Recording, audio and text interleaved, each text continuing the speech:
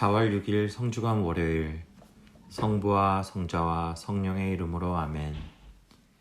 저의 주님, 저의 하느님, 당신께서 이곳에 계시며 저를 보시고 제 말씀을 들으심을 굳게 믿습니다.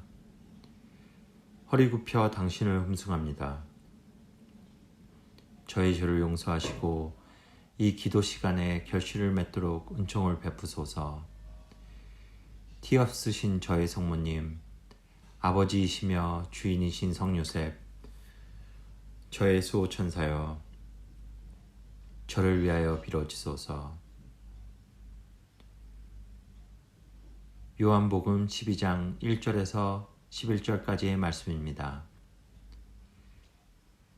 예수님께서는 파스카 축제 엿새 전에 베타니아로 가셨다. 그곳에는 예수님께서 죽은 이들 가운데에서 다시 일으키신 라자로가 살고 있었다. 거기에서 예수님을 위한 잔치가 베풀어졌는데 마르타는 시중을 들고 라자로는 예수님과 더불어 식탁에 앉은 이들 가운데 끼어 있었다. 라자로에게 부활의 기적을 일으키신 그분을 기르는 잔치입니다. 라자로에게 부활의 기적을 일으키신 그분을 기리는 잔치입니다. 다시 마르타는 활기찬 모습이며 마리아는 조용히 묵상하듯 보입니다. 봉사하는 모습의 마르타이며 조용히 사랑에 빠진 듯한 마리아의 모습입니다. 마리아는 예수님께 매우 비싼 향유를 봉헌합니다.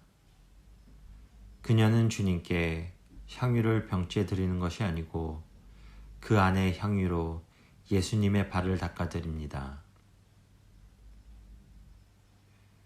그런데 마리아가 비싼 순 나르드 향유 한 라트라를 가져와서 예수님의 발에 붓고 자기 머리카락으로 그 발을 닦아드렸다. 그러자 온 집안에서 향유 냄새가 가득하였다.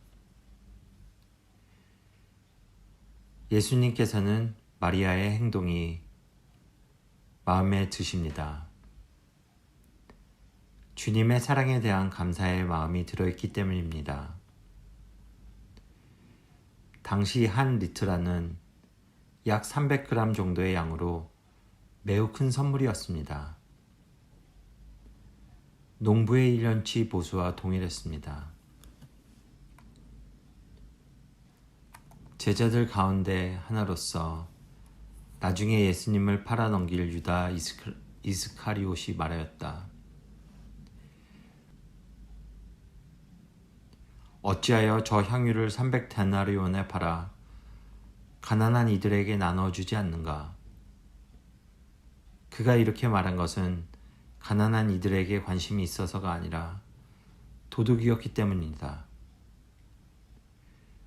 그는 돈주머니를 맡고 있으면서 거기에 든 돈을 가로채곤 하였다. 유다는 공금주머니에서 돈을 가로채곤 하였습니다. 나중에 그는 예수님을 배신할 것입니다. 큰 죄는 작은 죄로부터 나도 모르게 시작이 됩니다. 예수님께서 유다가 돈주머니에서 돈을 가로채곤 하였다는 것을 아셨습니까? 물론입니다. 예수님께서는 그에게 뉘우치고 자수할 수 있는 기회를 제공하셨습니다. 그러나 유다는 진실하지 않아서 사도의 길을 잃었습니다. 우리는 영적 상담에서 항상 숨김 없이 진솔해야 합니다.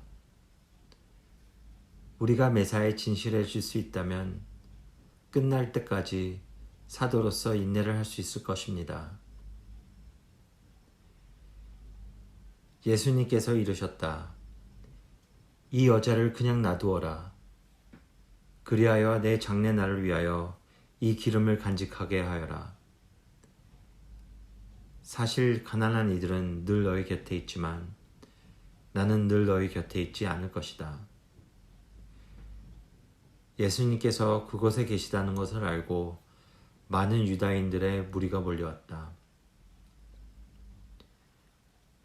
예수님 때문만이 아니라 그분께서 죽은 이들 가운데서 다시 일으키신 라자로도 보려는 것이었다.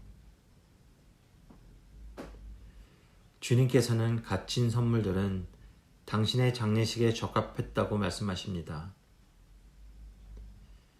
전례에 사용하는 용품들은 호화스럽고 비쌀 필요가 없지만 우아하고 품위 있고 아름다워야 합니다. 연인들 사이에서는 상대방이 가장 중요한 사람임을 보여주기 위해 서로에게 값진 금반지, 보석을 선물해 줍니다. 마찬가지로 성체에 계시는 예수님은 우리의 큰 사랑입니다. 마리아가 보여주는 사랑의 정신으로 전례에 임해야 합니다.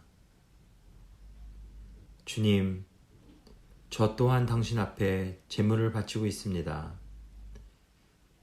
노동의 땅과 가족과 친구들에 대한 헌신과 사랑, 신앙 속에 살고 있는 지금 제 자신을 다시 한번 봉헌합니다.